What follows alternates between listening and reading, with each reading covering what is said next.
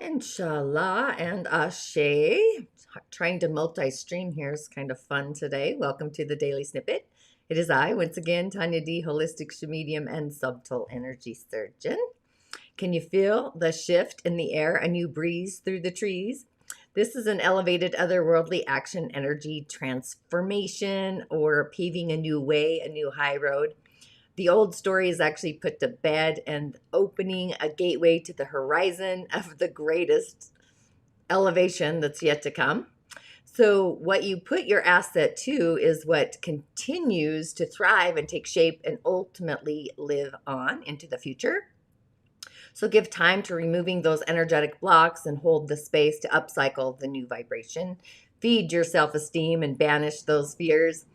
It's this vibrant otherworldly energy that can be used to forfeit those old habits while at the same time recalibrating and activating and just aligning our energetic centers.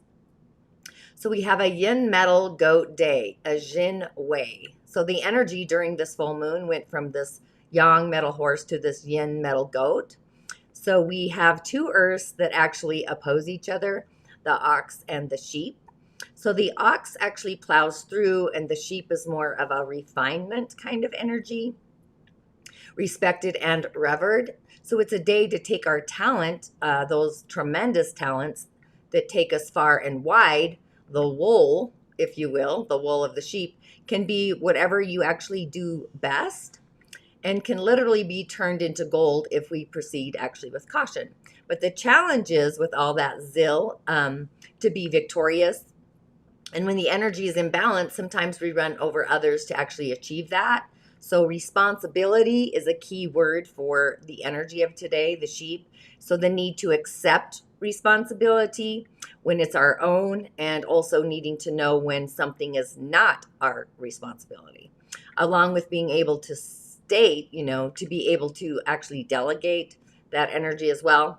So for today, the energy of the sheep is like, I am victorious. And we have the metal energy that's refined. It's like a polished jewel. So our sheep is truly refined. So with that, we have a day of putting things in motion, taking the action to actually shift and change. It's our prime directive, our attitude on the earth plane. And we have the ability with Scorpio to actually see these changes, hear these changes, and even activate all of our spidey senses. So it's actually a day where we might actually easily be triggered as well by situations, people's events, and whatnot. So if someone or something gets too close, like in your auric field, and they aren't welcome there, or if they cross the line, lower the drawbridge, or maybe even say something that's truly out of line, you might just release your own personal kraken, the whip. It's kind of on autopilot, like snapping the whip, when people snap the whip and it makes that sound, or a towel or whatever. If you are overly stressed or out of sorts or imbalanced, out of balance, then your prime directive might just be to really overreact or take things too far, past the limit, over the curve. So ground your energy first thing before you even go out the door or interact, really. We should probably do that first thing every day, right? To set our stage. Exercise is a great way. Breath work is amazing. Yoga, Pilates, etc. Even just taking a walk in nature or going to the mountains or just a walk through the neighborhood, where you're doing that moving meditation, Tai Chi. So all the juice that's pent up inside of us actually gets moved. And when we release it, we do that ultimately by moving. The balance of being is actually a great way. It's one of my programs to balance balance, bring balance in organic ways. Ultimately, the image for today is one to take the initiate, to actually change your life. And the first step is actually to transformation is the initiation. So it could be anything that takes an action to set your stage, a new action in your character or behavior. But first, make sure you're rooted and grounded. The root center, you're safe, you're secure. Do you need the shield or the otherworldly protector to assist you? Do you need some galactic enforcers to make sure those threads aren't tied, or maybe they are secured properly? So today is really the juiciest day of your life to really change, initiate, and actually move forward with whatever it is that makes you feel the juiciest. So it's time to take an initiation or a transformation to take that actually to the next level, initiating it in areas of your life that ultimately need to be upcycled and just unbranding from the past narrative, the past story, the rearview mirror. But be mindful, however, of what is necessary to really ultimately protect this amazing journey forward. I'm kicking my living style up a notch, tuning into my own feelers and my intuition channel for just warning signals and adjustments of all of the ingredients, the waves of feelings. They're at the helm, they're guiding the ship. They're in control of the motion, energy in motion. So just upcycling to a new way of thinking, a new attitude, using my belief channel to kind of execute those guidelines, staying in the threads, staying dedicated and committed to the outcome during the process. So really, it is a day to move forward with our ideas or anything really that you want to change or shift in your life for the highest and greatest good. And just remember to take your time as you begin to kind of cross the street or to move. There's no need to rush. There's no need to fear. And there really is no need to hurry. Sometimes if we rush and hurry, we actually, our tower falls down, right? You really don't want to make anything really go faster. So it's going to bloom in its own time just by allowing the space for the process and things to really unfold organically. I would really take as much time as you need for the butterfly to really come out of the cocoon. So everything's in this spiral to the next spiral. So it's in this calibration, this resonance field. So with the crown online, to prime our spiritual directive on our sacral and also our root center, along with the shaman's portal, we can take things down from the portal to the root and exhale. Colors of red, all shades of red, really, any kinds of reds. Just recalibrating what you want to manifest in the earth plane into the physical. So being any shade of red, pink is a combo of the crown and also the root.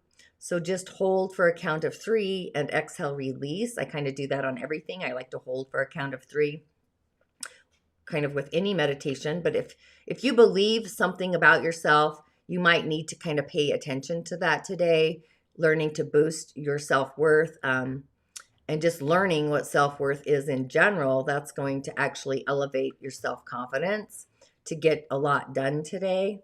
So you'll also maybe have some self-realization about yourself, that there are aspects where your energy is preventing you from honoring your own sacred heart, for being the God universe that you are, the being that resides within you.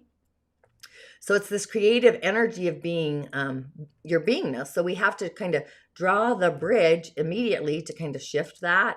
It's going to probably be intense. And actually, this is only the beginning of this juicy adventure, really.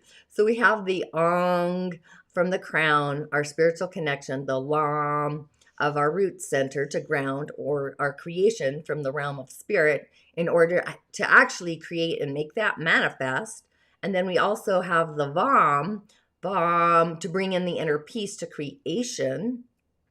So you could, wherever if you're lacking inner peace, do the Vam. If you really need to root and ground to create physical manifestations, do the Lam. And if you need spiritual guidance to kind of kick it in, which I would probably do first anyway, is the Ong.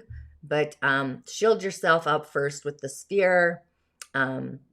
Yeah, the outer sphere from the shaman's portal, the juice itself, because we're in that. But the stone of the day, had some fun with that. And it doesn't look like I'm still online over here, but that's okay. Life is a journey, right? So I pulled the peridot. It's this twinkling peridot. It's the bringer of light and the opening of the heart. It's this, it's an amazing green. It's gorgeous. It's magnificent. And it oozes warmth and wonder. It's an incredible gem for assisting Scorpios to learn to let go with emotional wealth. It lands an expert hand in helping temper those big mood swings and feelings of overwhelm and just keeping Scorpios from setting too deeply into the darkness, into the shadowverse. But it also complements Scorpio's natural affinity to hone in on a task as it perfects focus and feeds the natural determination that helps them actually stand out. So I thought that was magical. But also it is, hang on one second here. The energy behind it, because the colors range from yellow greens to olive greens and dark greens. So it's purpose and focus. So, it's the glimmer of green like sunlight through the trees. So being a prized gemstone, it's known really for the summer spirit, its good luck vibrations. It has this uncanny ability to keep you calm and feelings of safe, no matter what's going on around you. The twinkling green hue was actually a favorite of Cleopatra. She really loved to adorn herself in the emerald of the evening stone. But even beyond ancient times and the tales of these Egyptian queens, peridot has this long and fabled history when it comes to being revered by those in power. High priests and kings were also smitten by this lustrous gem. And it's also been said to ward off evil spirits. But it comes from an island in the Red Sea close to the Faroe shores of Egypt. And in the Greek tongue, the island was called Topazios, which is the name, or where the name peridot comes from. But on this remote island is where miners would send their singing hammers to search out the precious stone, just ready to adorn the deathbeds of Egyptian royalty. And this island was strictly off limits, and anyone stepping foot there would be punished with death. But it's been sought out through the ages and survived with this slick luster and a playful smattering of light. They come in a range of glimmering greens, again, from golden to olive green, and even like that splash of lime green. I think it's like this Egyptian lime green. It's amazing for healing. I work with that color a lot. It's this negative green, actually, but sometimes it's referred to as the poor man's emerald. So there's nothing modest or humble about this lively, bright stone. It's actually born from fire and raw energy from the earth's core. It can really be traced back to the volcanic cracks of Oahu in Hawaii, the island where sunlight soaks the verdant lands and everything brims and bubbles over with this beauty of this effervescent light. Far from the flow of the Red Sea and the fire of Hawaii's lava, it can also be found in Brazil, Pakistan, and even Australia. So this gift from the heart of Mother Nature comes with a ton of healing properties: deep set calm, good health, restful slumbering, and restoring balance and harmony to the body, mind, and soul are just a handful of things that you can expect when you say yes to peridot. But let's dive in a little bit deeper. So this is like pure of heart, bringer of light, never shying away from its playful side. It's always the belle of the ball. It's connected to our heart center. It's always ready to help crack our love wide open so we can share in the sublime joy of the universe. So to open the heart, it's important to loosen our grip on anxiety, to let go of envious thoughts, and to allow clarity to lead the way out of the old barren fields and into bright and sunny new pastures. So here, we have all these magical elements of this piece of stone, sometimes known really as the evening emerald. But physicians of the old world believed that peridot was this natural healer when it came to liver, the gallbladder, and actually digestive problems. Maybe, due to the green color, but the stone was synonymous with the idea of detoxing. So it's a perfect tonic for good health, especially when it comes to healing and regenerating cells and tissues, bringing strength and speed to our metabolism, and just assisting the adrenal and the endocrine systems as well. It's also been used to help treat skin problems. It's said to be a dab hand at clearing up rashes and bringing a healthy glow back to our face, our skin.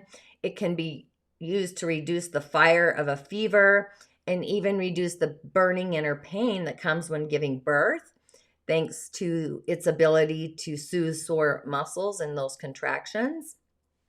So just being a bringer of life and light, Peridot truly blooms into its own when it comes to mental and emotional healing properties. It's actually one of the most potent healing crystals, but it's sure to stabilize our moods and encourage us to bask in the glow of life well lived. For those who really need a little help in letting go of egocentric behaviors like jealousy, resentment, or spite, it invites us to put down all that weighty baggage and really go empty-handed and pure of heart out into the world. It's just such a great stone at just really encouraging us to let it all go and rid ourselves of problematic behavior patterns that really don't serve anyone and really just simply clog up space in our heart center. So as the stone is busy washing out all those negative emotions, it can also be a great stone to alleviate stress and anxiety. So when we're marred with jealousy, resentment, bitterness, and holding into baggage and grudges, our entire body and mind can really tip over into anxious thinking. So this way, it's affecting our sleep, our wellness, and actually our emotional balance as a whole. So as this twinkling green stone invites us to purge our heart and our soul, it leaves a lightness that feels like stepping into sheer sunlight. So it's sometimes even been called the study stone, thanks to its innate ability to invite the mind to focus. So if you find that when you sit down to do something, there's 1,000 threads that just keep distracting you, this could be the perfect companion to really set your mind on getting that job done. It's a gemstone that gives us the focus and the energy that we need to persevere. No matter how taxing a task might be. So it's just a great stone to have when you're faced with an academic challenge that also needs to be solved. So being a stone that connects to both the heart and also the solar plexus, it gives us a great foundation to find our balance and our stability in the storms of the world. So the solar plexus is the core of who we are. It's the ego, the willpower, the pleasure center where we build a sense of who we are. So unsurprisingly, in a way, if the system is out of whack, it can have a knock-on effect to our entire sense of health and well-being. So if it's blocked, you might lose all sense of purpose, motivation, slump down into a rut as life literally just passes you by. But by using the Peridot to awaken and clear out that energetic center, you could just get the glorious bright burst of energy in that direction that you've been waiting for. And also being connected to the heart center, also known as the place where our love and our trust sits and vibrates. If your heart center is blocked, you might struggle to build better relationships. You might be unable to let your love leap higher. So instead of pining it down with destructive ideas of jealousy and fear, but fear not, that's just an illusion anyway. A little dose of this stone in your life and your heart can just shine like the bright effervescent light. That's kind of how I see that. Bingo. That was a lot. And I still don't know if I'm live on my Facebook, but whatever, we'll figure that out as the storm collides in. But the cards of the day, the first card I pulled, which is great. It's actually the 8 of Swords. Of course, look at it. It's reversed. So we're opening up the ability to think for ourselves, to be more independent. So you can see she's bound by this trance of sleep. She's like connected to the moon. That's kind of, I don't know. Yeah, you can see the moon kind of is blowing in her crown center.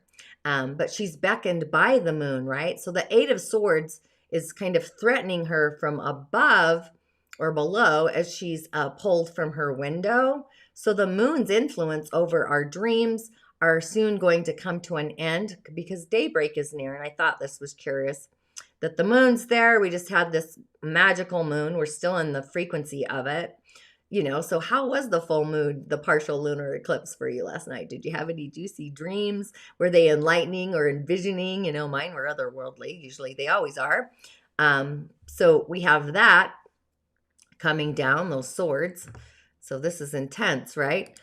And then, of course, I pulled the Nine of Pentacles, which is kind of financial hardship, loss of possessions, theft of our belongings, but I find that this is probably more of the emotional thing where we're letting go of the old, again, reversed, right? Yeah, so we're letting go of like those old things, but we have this affluent woman. I don't know if you can tell she's affluent, but she is. And she's flowing or strolling through the city streets. And she has a small little pet there. I'm not sure you can see. But the Nine of Pentacles, you know, it's gliding down from the sky. The energy, it's almost like the entrapment's going away, the old spiritual cycle. And it's a display of material wealth. But with the Queen, which I pulled next, so this is all transforming, right? That's kind of where we're at. There's the Queen. Okay. So then I also pulled the Queen reversed. So she's actually dependent on others for monetary support. She's untrustworthy. She's got poor social graces. So this is all the idea, right? The mind is a tool. Emotionally, we're cascading all these old deviant deprivation, oppression away. So our little gracious queen here is reveling in her luxurious lifestyle, but it's an illusion, right? She's somewhat detached from the needs of her people, and she shows her royal pentacle to this audience of dolls, if you could see those little dolls at her feet. But she believes mistakenly that society is going to benefit from this act of misplaced charity. So those who dwell in the City of Pentacles are really hardworking, they're industrious. However, sometimes they pay the price of placing material gain over spiritual well-being. So that's kind of the energy here. So this full moon is like the elite beings might be getting a bit of a wake-up call from the people that they actually govern, or society isn't really going to take it. My cowrie shell divinations this morning kind of said the same thing. So we began with the swords, which is this powerful clan of these troubled, you know, they're troubled with some conflict. However, in spite of all the problems, they persevere through strength and fortitude. So it's all, you know, it's all perception. So all these old shackles are kind of just moving away, and we are moving into a future that's manifesting our values and also our truths, spiritual truths.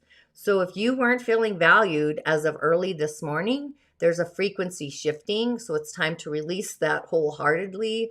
It's a day to accept with full responsibility our actions, our own actions, to shift or start this initiation process for a better life. Just releasing the spiritual cycles from the dark ages and unbranding from that.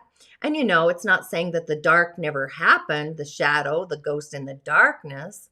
What it's saying is that the dark isn't a shadow over you anymore, that you really got the memo and you are brighter for it, making brighter choices. So I would affirm that I am blessed for all that I've already received, and also grateful for this new cycle, this new doorway opening up of spiritual peace and actually heartfelt joy. So the door is truly open to receive the juice. If you've released and unbranded from the shackles of the shadows that don't serve your highest good. InShalla, Ashe. Thanks for tuning in today. Make it a magical energy day. Hey, I'm going to post this because it's so fun. Oh, whoop. Hang on. Trying to find. Where is it? There it is.